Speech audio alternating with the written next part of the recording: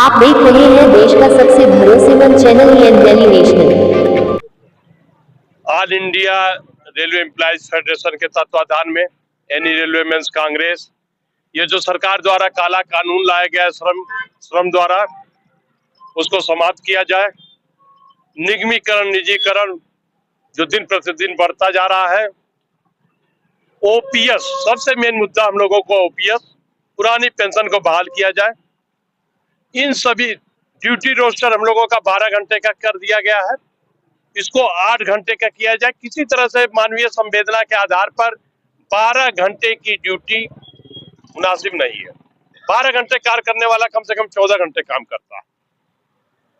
तो इन सब जो सरकार के नापाक मंसूबे हैं, उनका दमन करने के लिए, सरकार की जो निकृष्ट मानसिकता है, कर्मचारी विरोधी मानसिकता है, उसको समाप्त करने के लिए आज all India railway employees federation अपने पूरे हिंदुस्तान में, पूरे भारतीय रेल में, पूरे भारतवर्ष में अलग अलग जगहों पर एक सांकेतिक हड़ताल का चेतावनी दे रहा है। अगर सरकार होश में आओ, नहीं तो एक कभी भी हड़ताल हम लोग घोषित कर सकते हैं और इनके नापाक मंसूबों का दमन कर सकते हैं। निजीकरण की मांग आप लोग बहुत दिनों से कर रहे हैं, इसका विरोध कर रहे हैं, जो निजीकरण हो रहा है, लेकिन उस पर कुछ होता हुआ दिख नहीं रहा है।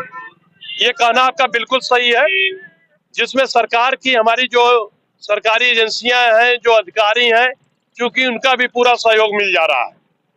हम कर्मचारी हमेशा जो है निगमीकरण, निजीकरण का विरोध कर रहे हैं। दिन प्रतिदिन नए नए कार्यालय खुलते जा रहे हैं। अभी एक गति शक्ति द्वारा कार्यालय खोला जा रहा है। 10 करोड़ की लागत से वो कार्यालय खोला जा रहा है। उसमें 34 स्टाफ को रखा जाएगा, जो सिर्फ 2 वर्ष तक रेल की गति को बढ़ाने का काम करेंगे। तो इस तरह से अलग अलग जगह ऑफिस खोल कर निगमीकरण, निजीकरण पर ज्यादा ध्यान दिया जा रहा है, क्योंकि उसमें कमीशन बढ़िया है। जब कृष्ण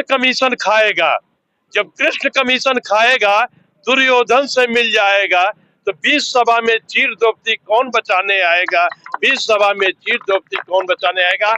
हम मजदूर अपनी लड़ाई अंत तक लड़ते रहेंगे, चाहे सरकार सुने या नहीं सुने। सुनाने के लिए अंत में हम लोगों को सड़क पर आना पड़ेगा, रेल का चक्का जाम करना पड़ेगा, हर उस काम को करना पड़ेगा जो आज रेल कर्मचारी अपने हाथ में कानून नहीं लेना चाहता है। लेकिन सरकार जब मजबूर कर देगी तो मरता क्या नहीं करता, अपने हक के लिए, हर मांगों को लेकर लड़ाई लड़ने के लिए हमेशा तत्पर रहेगा। लगातार आप ओपीएस की मांग कर रहे हैं, लेकिन वो भी सॉल्व होता हुआ दिख नहीं रहा है। पहले एनपीएस, अब यूपीएस। सर, आप बिल्कुल सही कह रहे हैं, लेकिन कई जगहों पर हमारी ओपीएस की स्टेट गवर्नमेंट में उन मांगों को मानी गई है, कई जगह चालू हुआ है। लेकिन जब केंद्र सरकार ही हम लोगों के विपक्ष में है, तो अपना तो ले रही है पुरानी पेंशन, हर जगह ले रही है। हमारे ही घटक में जो फोड़ तोड़ कर दे रही है, जो हमारे 70 साल से ऊपर के, जो हमारे केंद्र में एफआईआर और एआरएफ वाले बैठे हैं, जो निजी स्वार्थ और फायदे के लिए सिर्फ ये उत्पीड़न करा रहे हैं। ये निगमीकरण, निजीकरण भी उन्हीं का देन है, ओपीएस भी उन्हीं का देन है। जब यूपीएस भी उन्हीं का देन है।